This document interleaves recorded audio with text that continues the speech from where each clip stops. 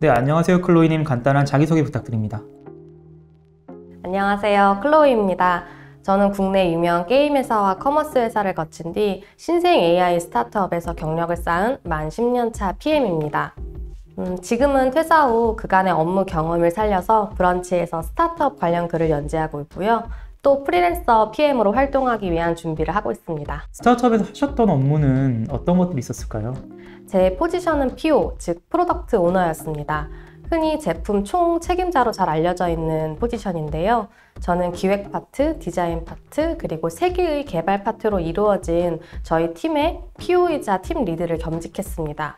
저희 팀이 담당한 사스의 서비스를 총괄하는 역할을 진행했고요. 주요 업무 이력으로는 제품의 런칭과 유료화 전환이 있습니다. 스타트업에서 근무하시기 전에는 어떤 업무를 하셨을까요? 저는 일반 사기업에서 9년 동안 재직한 경험이 있습니다.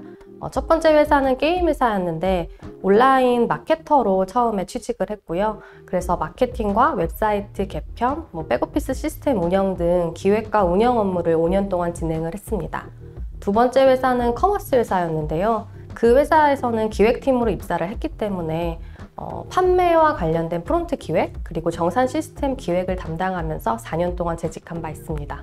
네, 9년 동안 사기업에서 기획 업무를 담당하시다가 스타트업 씬으로 옮기신 이유가 있으실까요? 제가 사기업에 재직할 때 마지막 제 포지션과 직책은 기획자 그리고 과장이었는데요. 아무래도 기획자의 업무 범위가 조금 제한적이라고 생각을 해서 항상 아쉬움이 있었습니다. 또 비개발자가 IT 업계에 오래 재직하기 위해서는 약간의 매니징이 가능한 업무로 전환을 해야 한다고 생각하기도 했고 자연스럽게 PO나 PM을 떠올렸는데요. 아무래도 일반 기업에서는 아직까지도 조금 생소한 포지션이다 보니 자연스럽게 스타트업으로 이직을 생각하게 됐고 겸사겸사 새로운 도전을 하고 좀 업무에 있어서 약간 전환점을 맞이해보면 어떨까 하는 생각이 있었습니다. 또 돈도 많이 벌고 싶었고요. 네, 저희가 그냥 일반적으로 생각하기에는 대기업이나 중견기업의 기획자나 스타트업 씬의 PO나 PM이 역할이 똑같다라고 생각을 할 수 있는데 기존의 기획자와 스타트업의 PO, PM은 어떻게 다른 역할을 할까요? 기획자와 PO, PM은 크게 두 가지 차이가 있다고 생각합니다. 첫 번째는 결정 권한의 유무인데요. 아무래도 기획팀 같은 경우는 다른 개발팀이나 디자인팀과 동등하게 업무에 대한 결정 권한을 나눠 갔기 때문에 사실 업무 자체에 대한 권한을 기획자가 가지고 있다고 보기는 좀 어렵습니다. 실제로 막 기획팀에서는 되게 중요하다고 생각했던 업무인데 다른 팀의 업무 우선순위에 밀려서 프로젝트가 좀 홀딩됐던 적도 있었고요. 하지만 PO나 PM은 업무의 결정 권한이 그들에게 바로 있다고 보셔도 됩니다. 예를 들면 업무에 대한 방향이나 일정 같은 부분도 직접 결정을 하기 때문에 결정 권한이 PO나 PM에게 있어서 기획자랑 그 부분이 가장 다르고요. 두 번째로는 업무 범위에 있어서도 약간 차이가 있습니다. 기획자는 만약에 집을 짓는다고 하면 설계 도면을 그리는 역할이고요. 기획 자체에 충실해야 하는 반면 PO나 PM은 그 건물이 정말 필요한지, 필요하다면 어디에 어떻게 지을지를 고민해야 되고 업무가 완료되기까지 충분히 다 매니징을 해야 하기 때문에 업무 범위가 기획자보다는 조금 더 넓다고 보시면 될 것 같습니다. 취준생 입장에서 내가 기획을 좀 제대로 해보고 싶다. 그럴 때는 스타트업을 추천하시나요? 아니면은 중견기업이나 대기업에서 시작하는 거를 추천하시나요? 장단점이 다 있기 때문에 어느 한쪽만 해서는 충분하지 않다고 생각을 하는데요. 하지만 기획 업무 자체, 꼭 기획이 아니더라도 PO나 PM이 되기 위해서는 어떤 한 포지션에서 최소 3년의 경력을 쌓는 것이 필요하다고 생각을 합니다. 그렇기 때문에 제가 가장 추천드리는 루트는 일반 사기업에서 예를 들면 중견기업 이상의 기획팀에서 3년 이상 동안 상세 기획을 해보고 한 4, 5년 차쯤 됐을 때에 스타트업의 PO나 PM으로 전환을 하면 가장 좀 업무도 많이 배우고 좀 능숙한 매니징이 가능하지 않을까 하는 생각이 듭니다. 네, 일반 대기업이나 중견기업의 기획자로 입사했을 때 좀 배울 수 있는 체계 같은 것들이 있을까요? 네, 일단 가볍게는 기획서를 쓰는 방법이나 정말 사소하게는 비즈니스 메일을 쓰는 방법, 회의 시간에 어떻게 해야 하는지 애티튜드 이런 것도 배울 수 있고요.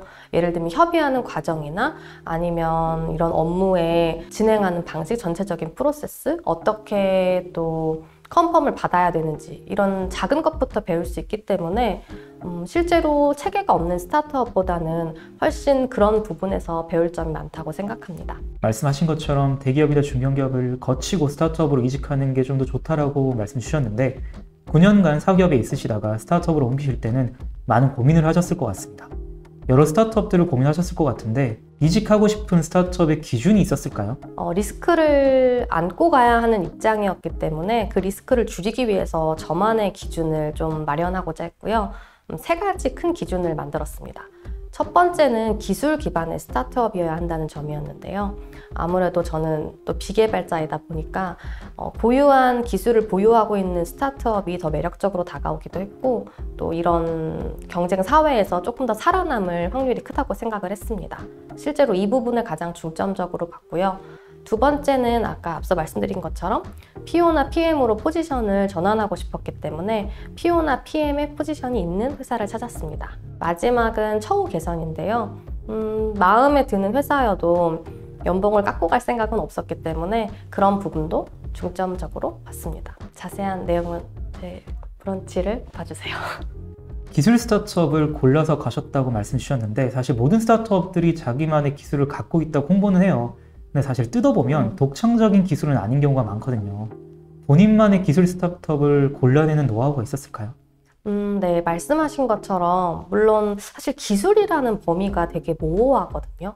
예를 들면 서비스를 제공하는 방식이 좀 특별한 것도 그 회사만의 고유한 기술이라고 할 수는 있는데요. 저는 그것보다는 정말로 조금 그런 테크놀로지에 가까운, 그러니까 컴공과가 생각했을 때 기술이라고 분류할 만한 것들을 찾으려고 노력을 했습니다.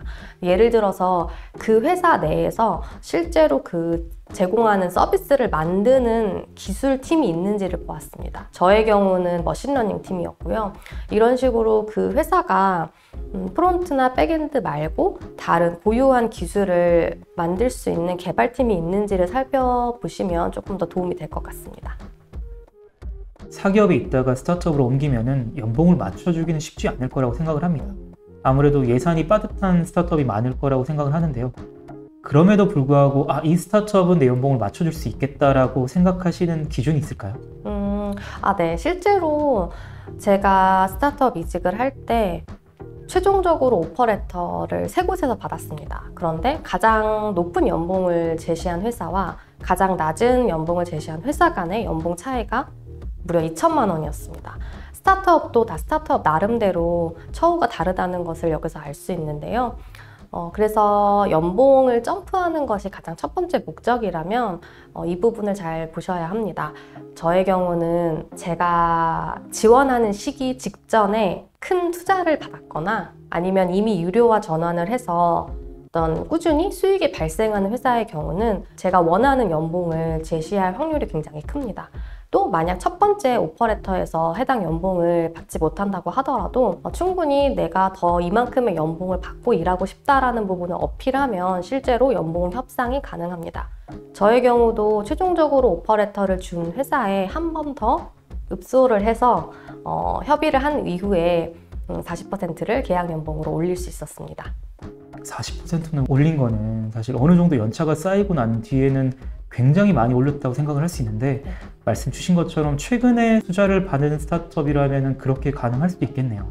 네. 아무래도 투자를 받은 직후에는 또 팀을 확장하고자 하는 니즈가 크기 때문에 본인의 회사에 정말 적합한 인재라고 생각하면 좀 이런 연봉이나 처우의 면에서는 아낌없이 투자를 하고자 하는 경향이 실제로 제가 다닌 회사에서도 있었습니다.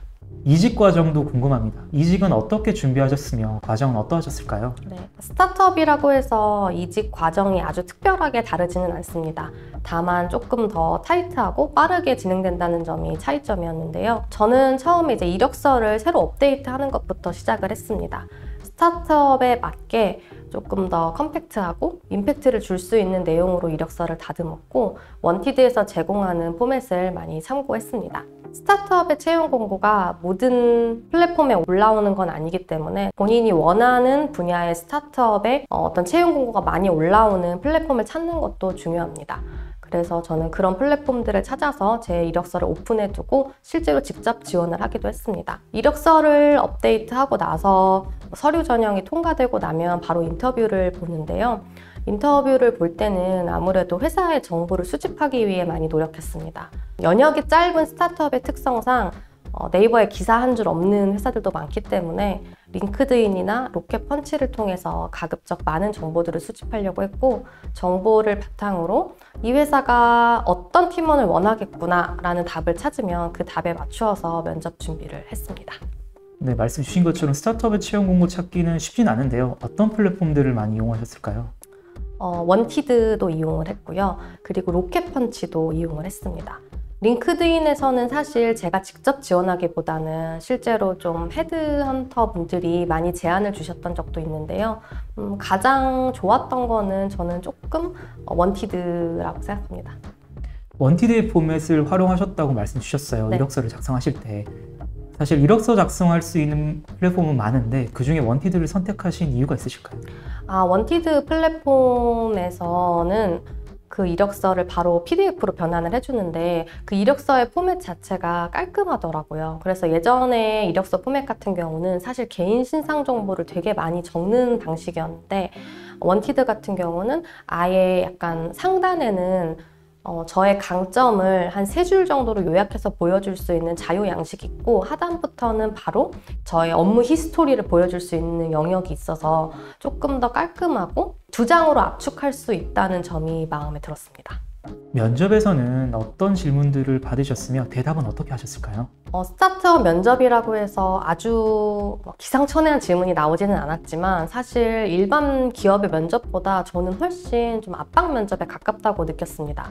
디테일한 질문들이 굉장히 많았는데요. 하지만 대부분 다 이력서를 바탕으로 질문을 하는 것이기 때문에 제 업무의 프로젝트의 어떤 성공과 실패를 가늠하는 기준이라든지, 아니면 업무를 할 때 이 프로젝트를 하면서 어려웠던 점이라든지 이런 내용들을 구체적으로 질문하시는 경우가 가장 많았습니다. 그래서 제가 프로젝트를 결과를 조금 정량적으로 보여줄 수 있는 내용으로 정리를 해서 인터뷰에 임했습니다. 또 제가 스타트업이 처음이고 매니징도 처음이다 보니 아무래도 직장 생활에서의 인간관계, 동료들과의 관계나 아니면 갈등 해결 사례 같은 좀 인간적인 면을 볼 수 있는 질문들도 생각보다 많이 받았는데요. 이런 질문에는 그냥 솔직하게 예전에 개발자랑 다퉜던 경험이라든지 이런 것들을 좀 가감없이 대답을 했고, 다만 이제 그런 사건이 중요한 게 아니라 이 사건을 통해서 어떻게 업무를 마무리 지었는지가 중요하기 때문에 그런 내용에 집중해서 대답을 준비했습니다. 답변해 주신 내용 중에 면접에서 프로젝트 관련해가지고 성공과 실패에 대해서 질문 받았다고 말씀 주셨는데요. 어떤 프로젝트에 대해서 말씀하셨을까요? 네, 제가 커머스 회사에 재직했을 때 판매 쪽 기획을 담당했다고 말씀드렸는데요. 그 판매 쪽 중에서 코로나에 대응할 수 있는 예매 시스템을 기획해야 하는 일이 있었습니다. 제가 담당했던 부분이 티켓 서비스였는데, 코로나로 인해서 좌석 거리두기가 필요했기 때문에 실제로 그 부분을 반영해서 어떻게 판매했는지에 대한 그런 내용을 제가 답변 드린 적이 있었고요. 이거에 대한 실제 예매율이나 아니면 시장에서의 반응, 이런 것들로 성공 여부를 설명드렸던 기억이 있습니다. 그 프로젝트는 성공했을까요? 네, 성공했습니다. 왜냐하면 사실 매출적으로 거리를 두고 한마디로 그 비행기 좌석을 블락해서 판매하는 것처럼 판매하는 방식이었기 때문에 매출이 늘 수는 없는 구조였지만, 그 업계 중에서는 최초로 시도를 했고 다른 업계들이 따라 했기 때문에 저는 성공했다고 생각합니다. 처음에 받았던 연봉 오퍼에 대해서 다시 한번 재고를 요청하는 그런 읍소를 하셨다고 말씀하셨는데, 네. 어떻게 좀 재고를 요청하셨을까요? 일단 제가 오퍼를 3개 받았다고 말씀드렸는데, 그 중에서 가장 낮은 오퍼 말고 두 회사의 오퍼는 금액이 똑같았어요, 연봉이. 그래서 제가 가고 싶은 회사에 제가 이제 거절할 그 회사의 오퍼레터를 보내면서, 다른 회사에서도 이만큼 준다고 했는데 근데 나는 너네가 좋으니까 조금 더 줄 수 있나요? 그러면은 제가 기쁜 마음으로 그 회사에 가고 싶습니다. 제가 원하는 수준은 몇 % 정도 더 올리는 거고요. 제가 경력도 이 정도 있고 제가 경험했던 업무 경험으로 귀사에 도움이 많이 될 것 같습니다. 이런 부분을 너무 구구절절하지 않게 메일로 적어서 보냈고 다행히 적용이 됐네요. 확실히 연봉 인상을 제고하는 데는 내가 다른 곳에서는 이 정도의 가치가 있다라고 증명을 하는 게 가장 좋은 방법 같네요. 네, 그래서 사실 오퍼레터를 그 회사에 가지 않더라도 받아두는 것이 그런 취준생분들 혹은 이직하시는 분들에게 굉장히 유리합니다. 스타트업의 실무를 접해보셨을 것 같은데 사기업에 9년간 있으시다가 스타트업에 가셨을 때는 장단점을 바로 체감하셨을 거라고 생각을 합니다. 본인이 느끼신 스타트업의 장단점은 어떻게 될까요? 가장 큰 스타트업의 장점은 업무 몰입이 가능한 환경과 업무 몰입이 가능하기 때문에 정말 빠르게 성장할 수 있다는 점인 것 같습니다. 큰 회사에서 흔하게 볼 수 있는 흔히 말하는 월급 루팡도 솔직히 스타트업에서는 보기 힘들고요. 회사의 존폐가 결국에는 나의 어떤 성공과 실패와 직결되기 때문에 사람들이 오류가 났을 때 다 내 일처럼 도와주고 으쌰으쌰 하면서 좀 같이 열심히 해봅시다라는 그런 좀 뭐랄까요. 도전 정신이 있는 팀원들이 있다는 것이 가장 큰 장점입니다. 그래서 일 욕심이 있는 분들은 스타트업에 가시면 굉장히 만족하실 거란 생각이 드는데요. 반면에 체계가 좀 부족하거나 혹은 아예 체계가 없다 이런 건 단점이라고 볼 수 있습니다. 예를 들면 교육 프로그램이 없기 때문에 처음에 입사했는데 온보딩을 제대로 받을 수가 없었어요. 사수랑 부사수의 개념도 없었기 때문에 처음에 업무를 배우고 이 회사에 적응하는데 좀 꽤 많은 시간과 노력을 필요로 했습니다. 또 작게는 업무 인수인계 양식이 없다던가 뭐 이런 내용들이 있어서 실제로 대기업을 다녔을 때, 큰 회사를 다녔을 때는 신경 쓸 필요가 없었던 것들이 좀 많이 좀 저를 귀찮게 했던 적도 있고요. 이런 체계가 부족한 점 때문에 회사가 약간 주먹구구식으로 운영되는 건 아닐까 하는 걱정도 했던 적이 있습니다. 이렇게 말씀해주신 여러 가지 리스크들도 있는데요. 사실 사기업에 있다가 스타트업으로 이직을 고민하시는 분들은 굉장히 많습니다. 이런 여러 가지 조건들을 고려를 했을 때 스타트업 기획자로서 이직을 고민하시는 분들께 드릴 수 있는 조언이 있을까요? 네, 저는 개인적으로 스타트업에서의 경험을 정말 강력 추천드리고 싶은데요. 제가 스타트업에 있는 동안 굉장히 많이 성장했고 배웠다고 생각하기 때문에 실제로 저의 어떤 동료나 후배 기획자분들한테도 PM이나 PO로 가는 것을 굉장히 추천하고 있습니다. 그렇지만 스타트업이 그렇다고 해서 막 이 시대의 유일한 희망 이런 건 절대 아니거든요. 솔직히 그런 회사는 없다고 생각합니다. 그런데 뭐 예를 들면 블라인드에서 뭐 떠드는 것처럼 그냥 입사만 했는데 뭐 몇천만 원어치의 스톡옵션을 주고 주니어 레벨인데 계약 연봉으로 1억을 주고 이런 일들은 절대 흔하지 않습니다. 특히 비개발자인 분들한테는 이런 일은 정말 흔하지 않은데요. 그래서 스타트업 이직을 뭔가 내 인생을 위해서 하는 마지막 한탕이라고 생각하고 접근하기보다는 나의 커리어 패스에 도움이 되는 발판으로 한 번쯤 밟아보면 좋은 어떤 루트라고 생각을 하시면 조금 더 현실적인 고민이 되지 않을까 싶어요. 저도 그런 고민을 했었고 너무 이해하기 때문에 또 브런치에 그런 글을 연재하게 됐던 것도 있거든요. 그래서 고민 있으신 분들은 저희 브런치로 오셔서 같이 고민 나눠보셔도 좋을 것 같네요.